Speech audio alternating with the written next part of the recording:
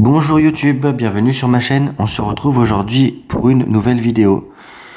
Une fois n'est pas coutume, on va continuer la série des petits pistolets en calibre 6,35 Browning. Bon, quand j'ai commencé cette série, j'ai un peu l'impression finalement d'avoir ouvert la boîte de Pandore. Il y en a plein de ces petits pétards. Il y en a plein, et bon, j'essaye même de ne pas vous les faire tous d'un coup. Mais ça fait un petit moment que je vous en ai pas fait et on va continuer cette série un petit peu. Voilà. Donc aujourd'hui, je vous présente... Qu'est-ce que c'est ça pour vous d'ailleurs?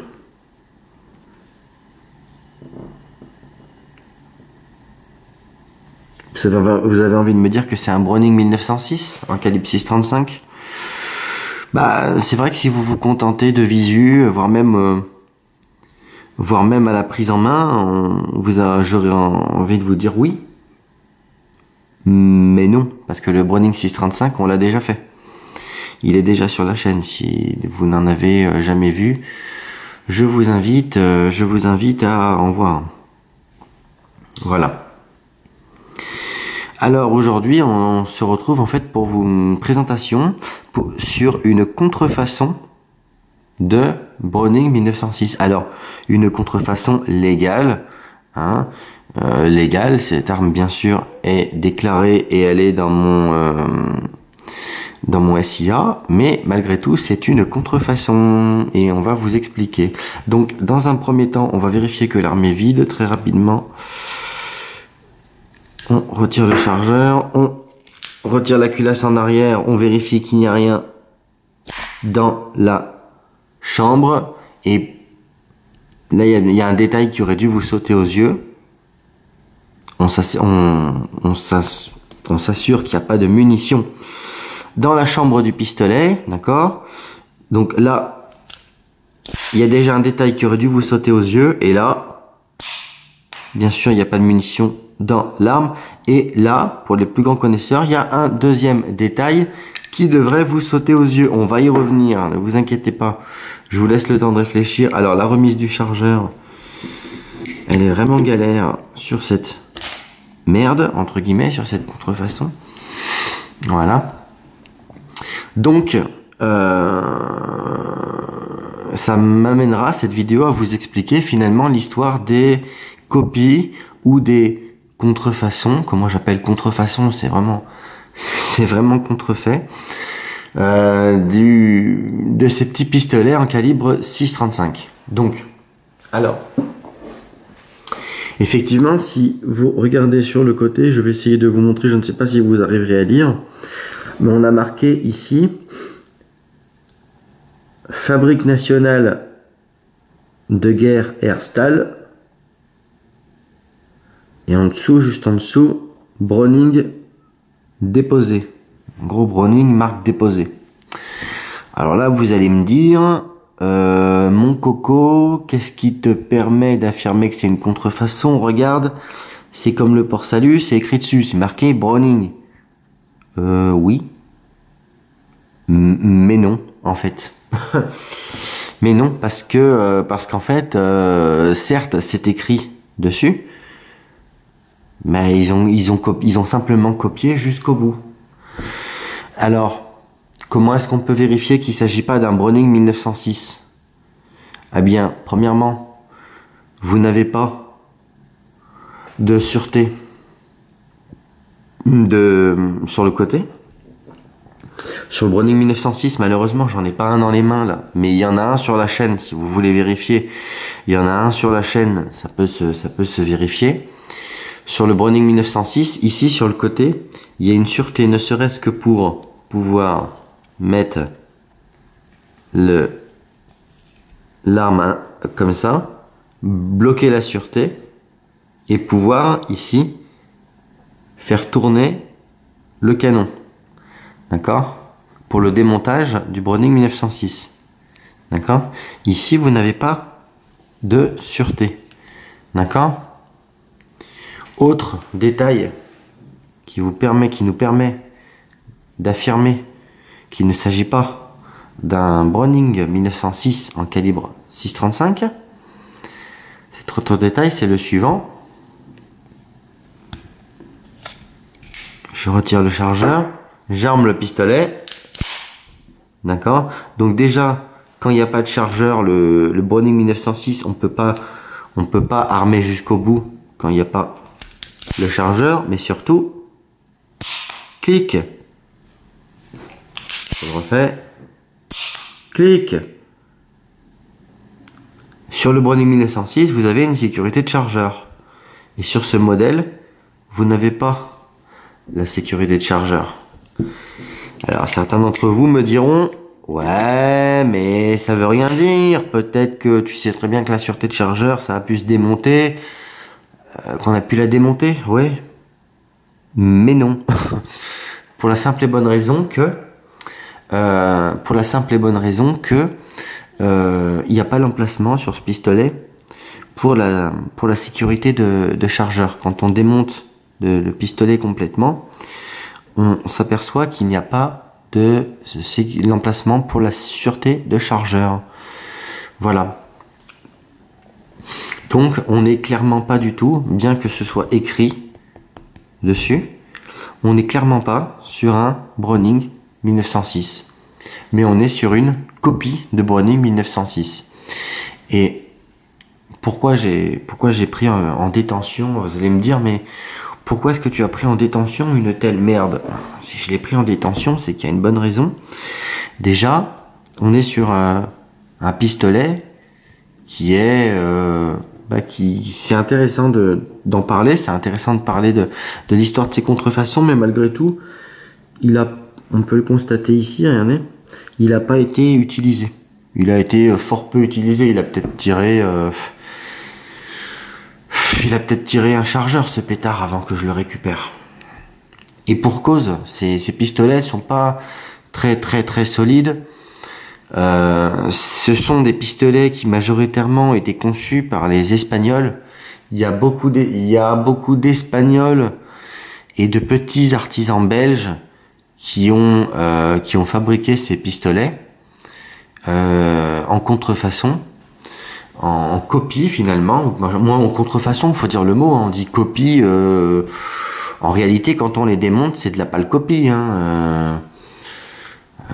c'est l'ancêtre de ce qu'il y a aujourd'hui avec les pistolets d'alarme, les pistolets à blanc qui sont trafiqués, qui sont modifiés, c'est clairement de la merde, voilà. À ceci près quand même que ces pistolets là ils sont quand même fabriqués en acier. Par rapport aux Gugus qui trafiquent des pistolets d'alarme, alors que les pistolets d'alarme, ils sont en Zamac. Voilà. C'est des pistolets, autrefois, c'était des petits pistolets, donc l'histoire est la suivante. Ces petits pistolets de défense personnelle, autrefois, étaient très prisés par le grand public, en Europe, en France notamment. Vous connaissez un peu l'histoire. C'est des petits pistolets qui étaient très utiles pour se défendre contre des chiens errants ou contre des brigands. Et il y avait un marché énorme pour ces petits pistolets. Et donc vous avez plein de petits artisans belges ou espagnols, des petites manufactures espagnoles qui se sont mis à fabriquer ça. Concrètement, avec un bon petit tour, des connaissances dans le domaine du tournage, vous arriviez à faire quelque chose comme ça, d'assez ressemblant finalement. Voilà. C'est assez ressemblant.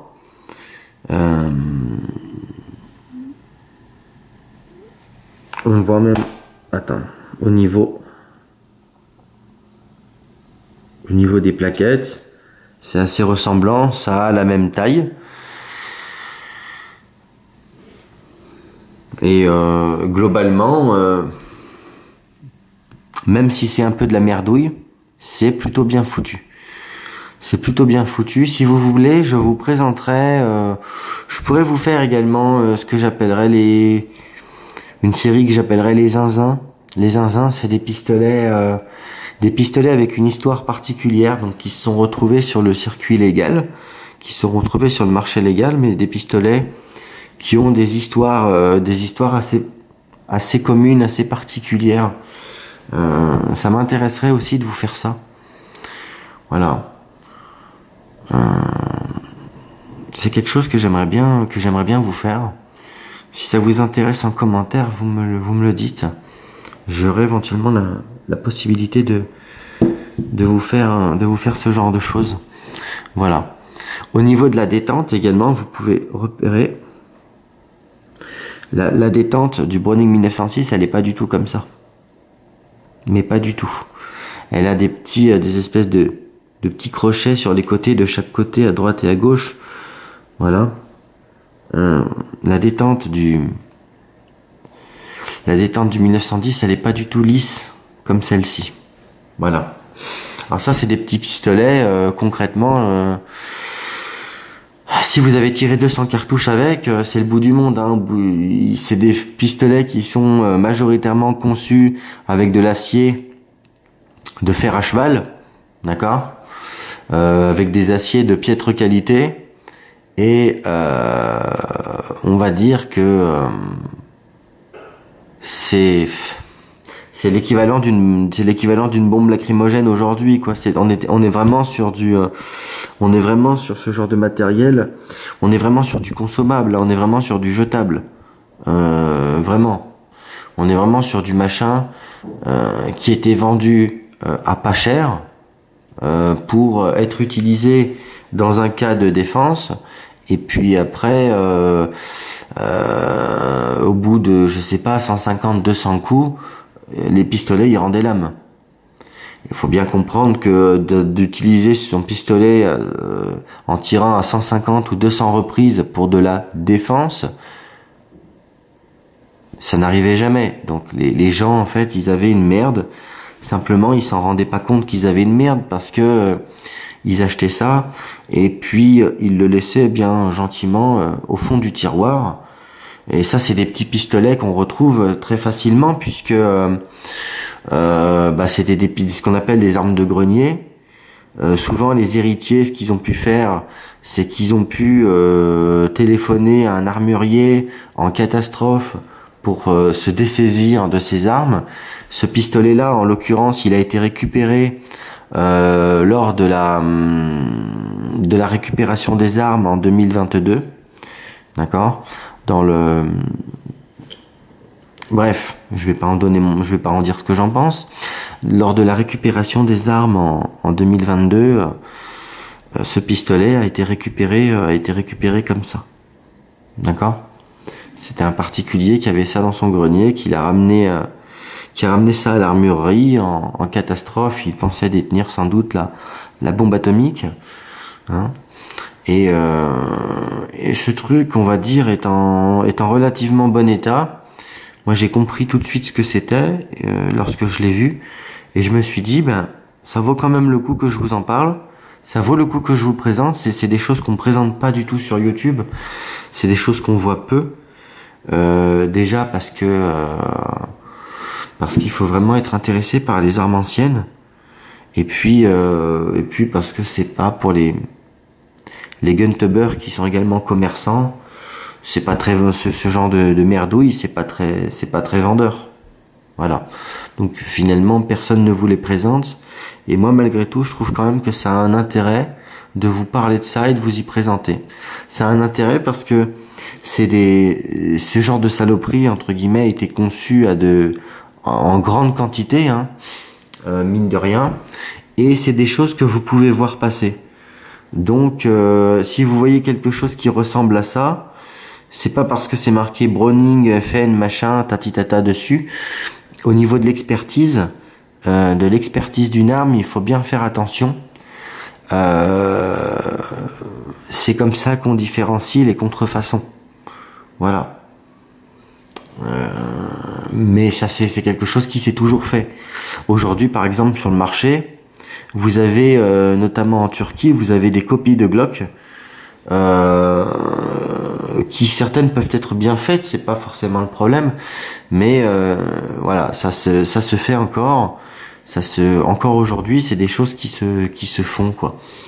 Et j'avais envie de vous parler de ce genre de contrefaçon, de manière à ce que si vous soyez amené à expertiser un jour un pistolet en 6,35 qui ressemble